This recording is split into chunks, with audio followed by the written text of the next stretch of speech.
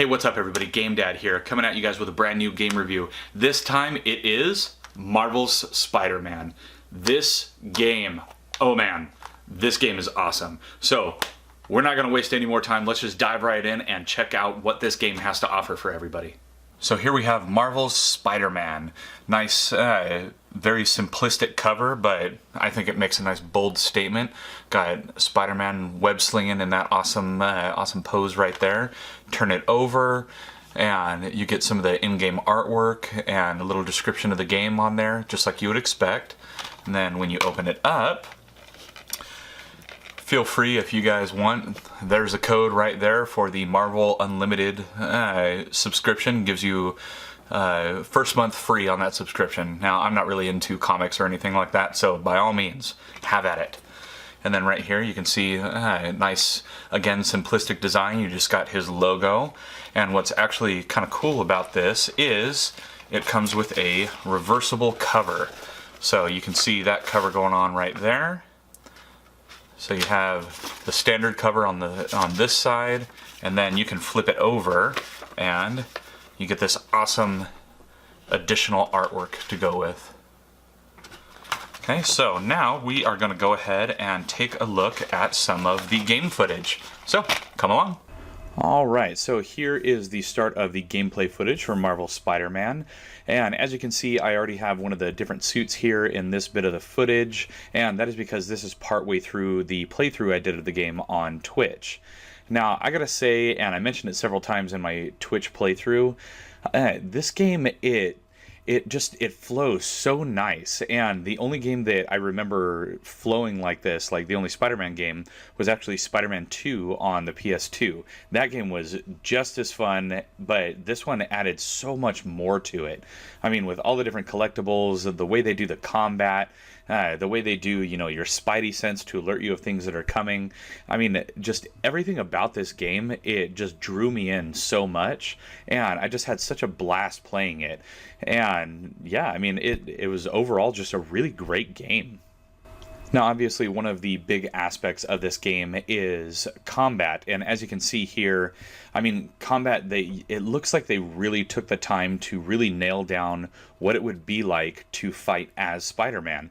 And as a gamer, I really appreciate that. It didn't just have, you know, basic battle mechanics like any other game would have. They really fine-tuned it so that you would play just how you would expect a Spider-Man to do a battle, whether in, you know, comic books, some of the other video games, and in movies. He operates just how you would expect somebody with his abilities to do so.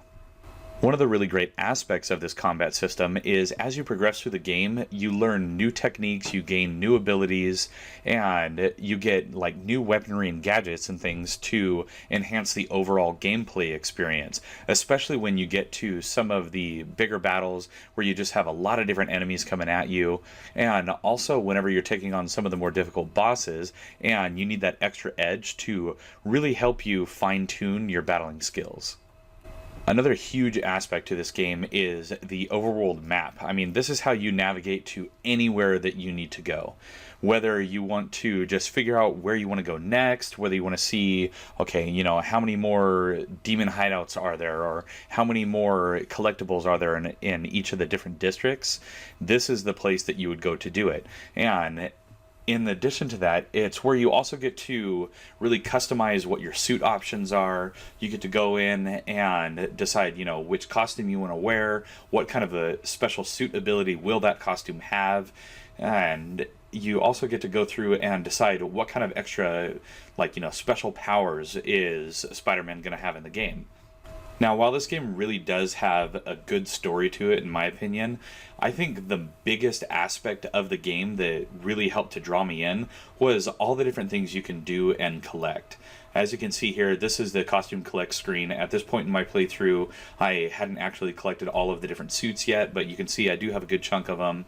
And each one of those suits is from a different era of Spider-Man, whether it be comic books or movies or anything else. It really helps you like draw into what Spider-Man is and what he's become over the many generations that he's been around. And that's really cool to see. And with the suits being collectibles for completing different challenges and other things that you can collect, I mean, it just adds to the overall gameplay, and it doesn't really get all that monotonous until you get to things like the Taskmaster challenges. Now, right here you can see an example of some of the different suit abilities that are available. Each time you unlock a new suit, it comes with some sort of new ability, but what's nice is you don't have to be in that suit to use that ability. You can actually just go ahead and apply that ability to any of the suits that you've already found. So that part was pretty cool. Now, right here you can see that I am playing through one of the Taskmaster challenges, and that is where you're going around having to destroy different drones, and you have to get through certain obstacles along the path to really beef up your score and get a better Taskmaster score. Now, what was super annoying about this is the first challenge you do at any given thing for the Taskmaster, it really is, it's a challenge, but it's not impossible to do.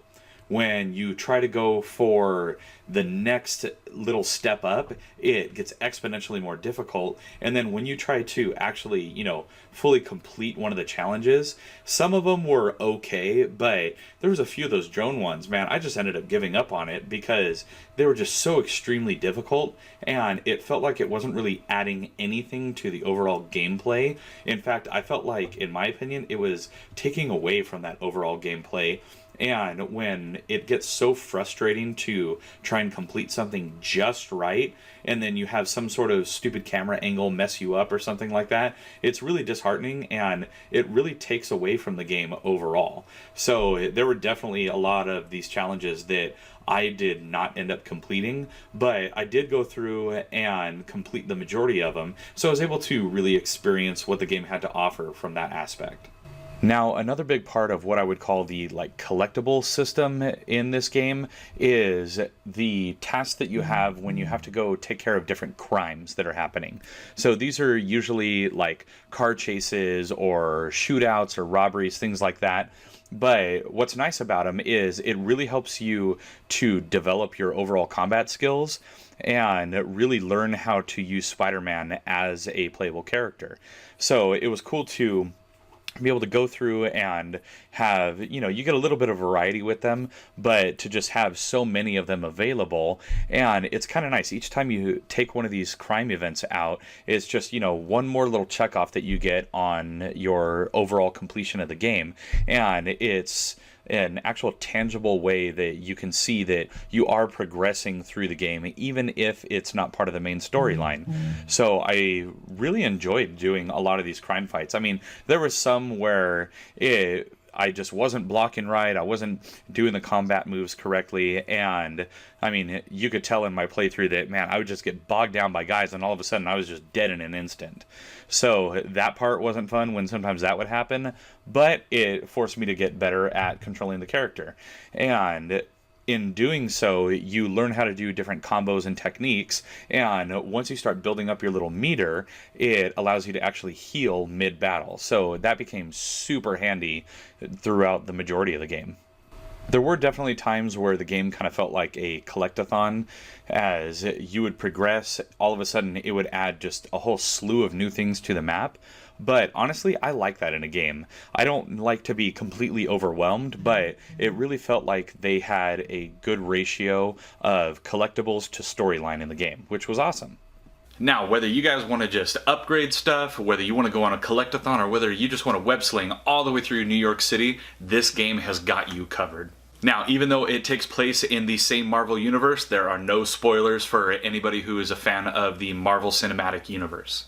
Now, I absolutely loved playing through this game. I couldn't help myself. I had to go through and do a 100% collection on this, going through getting all of the backpacks, doing all the research stations, going through upgrading every piece of web gadgetry that I had. This game is an absolute masterpiece. Insomniac did it 100% correctly, and I can't wait to see if they come out with a Spider-Man 2, or maybe they're even going to come out with something else from the Marvel Universe. Now, if you guys like this video, please let me know down in the comments below, and let me know, have you guys completed Marvel Spider-Man yet? If so, I want to hear your thoughts. Did you guys enjoy the game as much as I did?